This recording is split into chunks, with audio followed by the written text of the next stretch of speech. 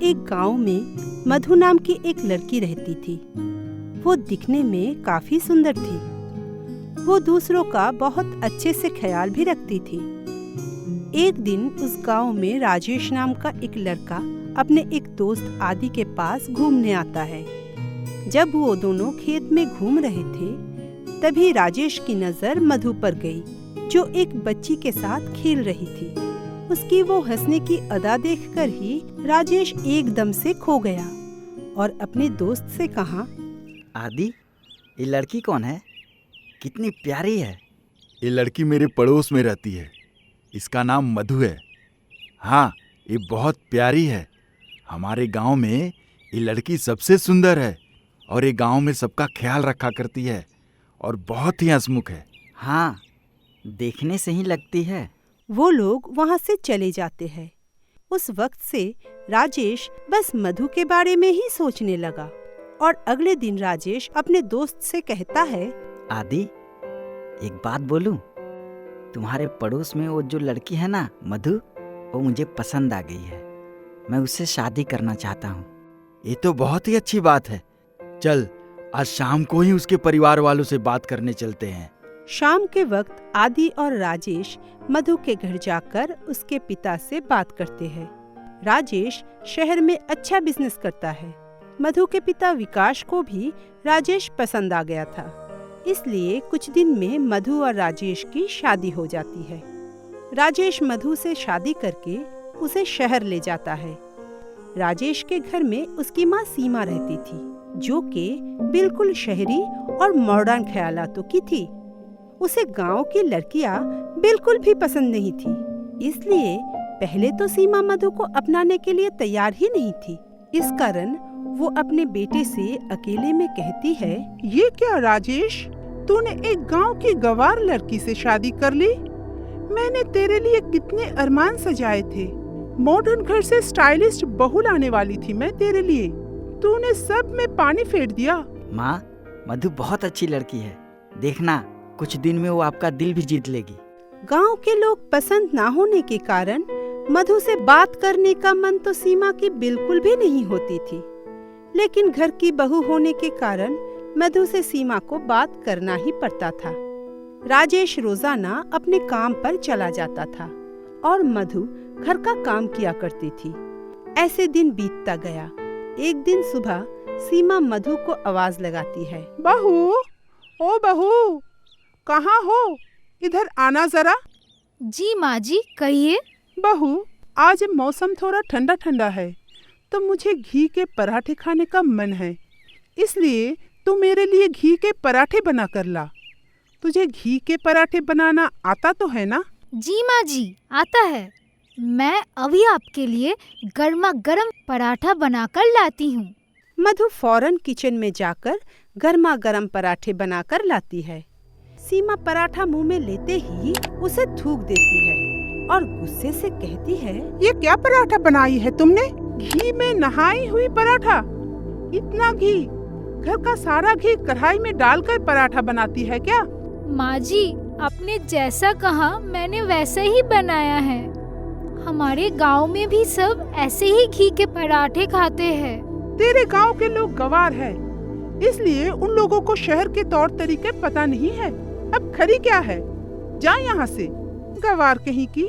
सीमा की ये वर्ताव देखकर मधु बहुत घबरा जाती है और वहाँ से चली जाती है।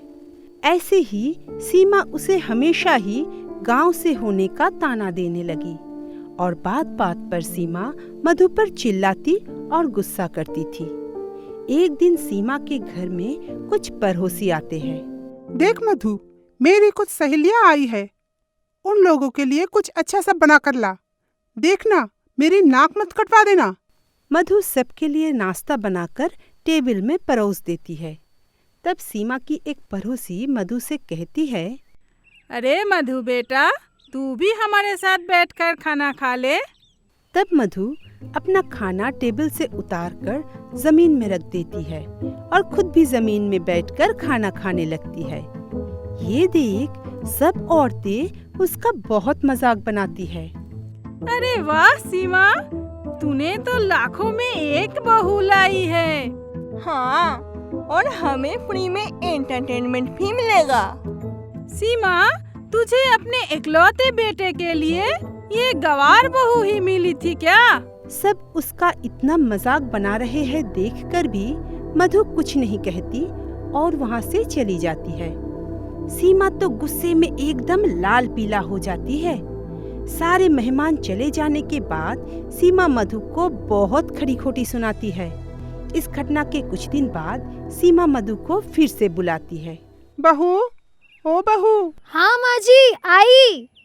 कहिए माँ जी, क्या बात है? बहुत सारे कपड़े जमा हो गए हैं धुलने के लिए। जाकर इन सब कपड़े को धो डाल। हाँ माँ जी, मैं धो देती हूँ। पर थोड़ी देर के बाद बाथरूम से धूमधाम आवाज सुनकर सीमा चौंक गई और आकर वो देखती है कि मधु बाथरूम में कपड़ों को पटक पटक कर धो रही है। अरे बहू, ये क्या कर रही है? कपड़े धो रही हूँ माँ जी। तो हाथ से क्यों धो रही हो? ऐसे तुझे कौन कपड़े धोने के लिए कहा है? घर में तो वॉशिंग मशीन है, उसके बावजूद भी तू जमीन में कपड़े धो रही है। मशीन में धोना चाहिए ना। माँ जी, मुझे ये सब मशीन चलाना नहीं आता है। तो मुझे बताना चाहिए था ना। इसीलिए अपने बेटे को कह रही थी कि शहर की लड़की से शादी कर, मगर उसने मेरी बात नहीं सुनी और गवार लड़की उठा कर ले आया। अब भुगतना तो मुझे ही पड़ता है ना। छोड़ो तुम, मैं ही इसे करती हूँ। फिर एक दिन सीमा के पड़ोस में रहने वाली सीमा की सहेली मंजू की बहू आरती उसके घर में आती है। सीमा आंटी, घर पर है क्या? हाँ बोलो ना आरती बेटी। सीमा आंटी, आज मेरे बेटे का जन्मदिन है। आज शाम को आप सब हमारे घर ज़रूर आइएगा। और हाँ, मम्मी ने खास करके आपको अपने साथ आपकी बहू को भी लाने के लिए कहा है। हाँ, मंजू को कहना कि हम सब जरूर जाएंगे। इतनी खुशी की बात जो है।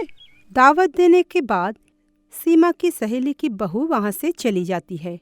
मधु तब वहीं खड़े होकर अपनी सास को देख रही थी। मुझे क्या देख रही है? तू कहीं नहीं जाने वाली। तू वहाँ जाएगी तो मेरा अपमान हो जाएगा उस घर में। कुछ भी बहाना बना दूंगी तेरे ना जाने की।